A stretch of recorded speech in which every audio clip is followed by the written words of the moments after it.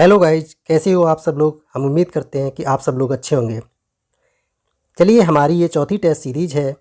इससे पहले जो तीन टेस्ट सीरीज हुई हैं, आप लोग कमेंट करके अवश्य बताएं कि आप लोगों को वो टेस्ट सीरीज कैसी लगी। चलिए, चौथी टेस्ट सीरीज में क्वेश्चन नंबर फर्स्ट की तरफ बढ़ते हैं। संविधान निर्माती परिषद की झंडा समिति के अध्यक्ष कौन थे? चलिए, आप लोग उत्तर दीजिएगा। जवाहरलाल नेहरू, डॉक्टर राजेंद्र प्रसाद, JB Kripalani, doctor BR Ambedkar. चलिए, आप लोग उत्तर दीजिएगा, फटाफट उत्तर दीजिएगा। इसका आंसर है doctor Rajendra Prasad, B. Answer B, doctor Rajendra Prasad. अब हम बात कर लेते हैं, आंसर आपका बी है। अब हम बात कर लेते हैं जवाहरलाल नेहरू की। तो जवाहरलाल नेहरू की जो समिति थी, जवाहरलाल नेहरू की समिति थी, उसका नाम था संघीय संविधान समिति। दूसरी इनकी समिति थी, वो थी संघ शक्ति। कौन थी? संघ शक्ति। चलिए, अब हम बात कर लेते हैं डॉक्टर BR अम्बेडकर की। तो इनकी जो समिति थी, तो वो थी प्रारूप समिति। चलिए, अगले क्वेश्चन की तरफ बढ़ते हैं। क्वेश्चन नंबर टू, मौलिक अधिकार समिति के अध्यक्ष कौन थे? डॉक्टर BR अम्बेडकर, जवाहरलाल नेहरू, राजेंद्र प्रसाद, सरदार वल्लभ भाई पटेल। चलिए, आप लोग फटाफट उत्तर दीजिएगा। इसका आंसर होगा D for Denmark, Sardar Vallabh भाई पटेल। अब हम बात कर लेते हैं जवाहरलाल नेहरू की। तो इससे पहले जो क्वेश्चन में हमने बताया था, जवाहरलाल नेहरू की जो समिति थी, वो थी संघीय संविधान समिति। दूसरी थी इनकी संघ शक्ति समिति। अब हम बात कर लेते हैं डॉक्टर राजेंद्र प्रसाद की। तो इनकी झंडा समिति। अब सरदार पटेल की दूसरी समिति का हम बात कर लेते हैं। तो प्रांतीय संविधान समिति। कौन थी? प्रांतीय संविधान समिति। चलिए, अगले क्वेश्चन की तरफ बढ़ते हैं। क्वेश्चन नंबर 3, भारतीय संविधान में अवशिष्ट शक्तियां किसमें निहित थीं? राष्ट्रपति, राज्यपाल, केंद्रीय मंत्रिमंडल, संसद। चलिए, आप लोग उत्तर दीजिएगा, फटाफट उत्तर दीजिएगा। इसका आंसर होगा डी फॉर डेनमार्क, अर्थात संसद। अब हम बात कर लेते हैं अवशिष्ट शक्तियों की। तो अवशिष्ट शक्तियां अनुच्छेद किसमें हैं? तो 248 आर्टिकल किसमें है? 248 में है। अब हम बात कर लेते हैं अवशिष्ट शक्तियों की। अवशिष्ट शक्तियां, जिसमें तीन शक्तियां हैं। तीन शक्तियां कौन कौन सी हैं? संघ शक्ति, संघ, राज्य और संवर्ती। संघ में संसद कानून बनाती है। राज्य में राज्य कार्यपालिका कानून बनाती है। और संवर्ती में संघ और राज्य दोनों कानून बनाते हैं। और इसके बाद जो बचता है, जो भी तो उसमें अवशिष्ट शक्तियाँ, जिसमें संसद आर्टिकल 248 में कानून बनाती है। चलिए, अगले क्वेश्चन की तरफ बढ़ते हैं। क्वेश्चन नंबर 4, मुख्य निर्वाचन आयुक्त को पदच्युत किया जा सकता है? मुख्य न्यायाधीश सुप्रीम कोर्ट द्वारा, राष्ट्रपति द्वारा, मंत्रिमंडल के प्रस्ताव द्वारा, संसद के दोनों सदनों के सदस्यों के 2/3 बहुमत से प्रमाणित कदाचार के आधार पर। चलिए, आप लोग उत्तर दीजिएगा, फटाफट उत्तर दीजिएगा।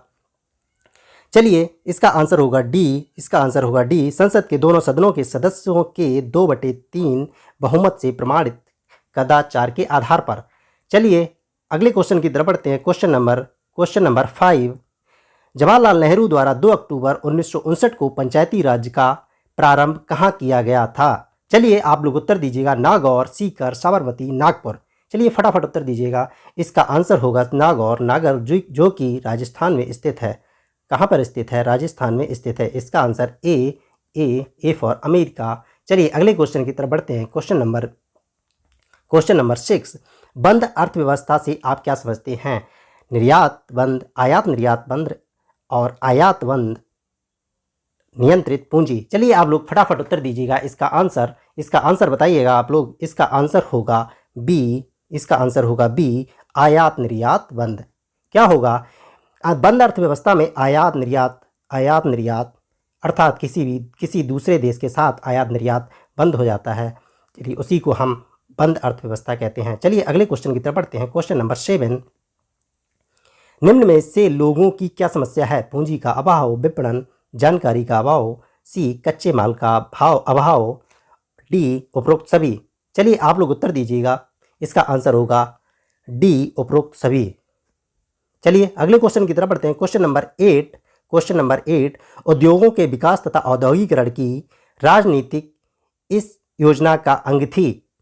किसकी बात की जा रही? उद्योगों के विकास की और औद्योगिकरण की।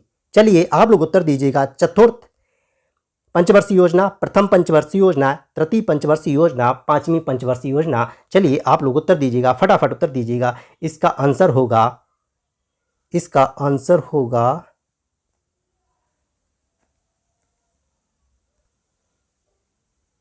चलिए अगले क्वेश्चन की तरफ बढ़ते हैं। क्वेश्चन नंबर 8, उद्योगों के विकास तथा औद्योगिकरण की रणनीति इस योजना का अंग थी। चलिए किसकी बात की जा रही है? तो इसकी बात में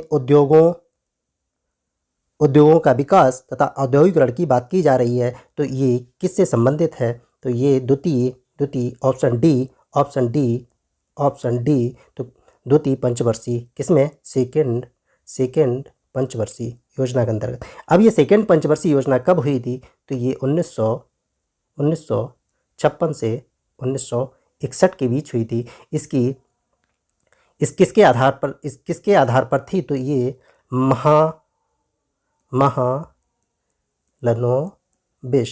महालनोबिश।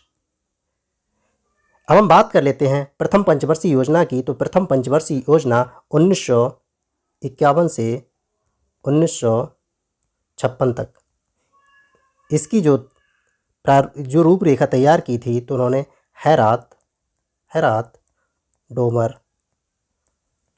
डोमर ने तैयार की थी। चलिए अगले क्वेश्चन की तरफ बढ़ते हैं। क्वेश्चन नंबर 9, निम्न में से प्रत्यक्ष कर कौन है? आयकर, उत्पादन कर, चुंगी कर, बिक्री कर। चलिए आप लोग उत्तर दीजिएगा, फटाफट उत्तर दीजिएगा, इसका आंसर बताइएगा। तो इसमें निम्न में से प्रत्यक्ष कर की बात कही गई है, तो बताइए आप लोग उत्तर दीजिएगा, फटाफट उत्तर दीजिए। इसका आंसर होगा ए फॉर अमेरिका, आयकर विभाग, आयकर। चलिए आप लोगों को अगर ये टेस्ट सीरीज पसंद आ रही है तो प्लीज़ कमेंट करें, शेयर करें, सब्सक्राइब करें। चलिए अगले क्वेश्चन की तरफ बढ़ते हैं। क्वेश्चन नंबर 10, कार के दृश्य अवलोकन के लिए किस प्रकार के शीशा का प्रयोग किया जाता है? चलिए आप लोग उत्तर दीजिएगा। अवतल दर्पण, बेलनाकार दर्पण, उत्तल दर्पण, समतल दर्पण। चलिए आप लोग उत्तर दीजिएगा।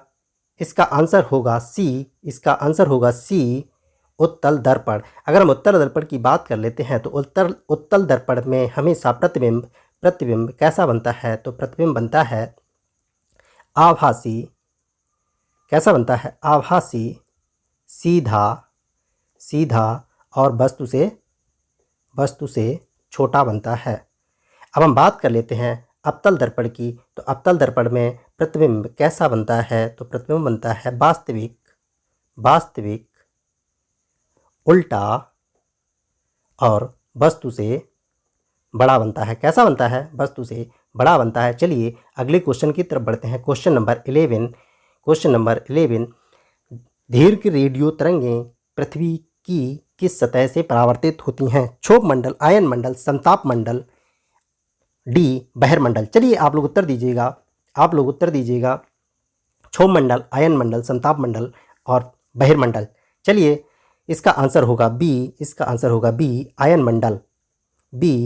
मंडल। अगर हम बात कर लेते हैं पृथ्वी की मंडलों की, तो पृथ्वी पर सबसे निचला मंडल है वो है क्षोभ मंडल। कौन सा है? क्षोभ मंडल। इससे ऊपर समताप मंडल, इससे ऊपर मध्य मंडल, इससे ऊपर आयन मंडल, इससे ऊपर बहिर्मंडल। अगर हम इनकी इंग्लिशों की बात कर लेते हैं तो ट्रोपोस्फियर,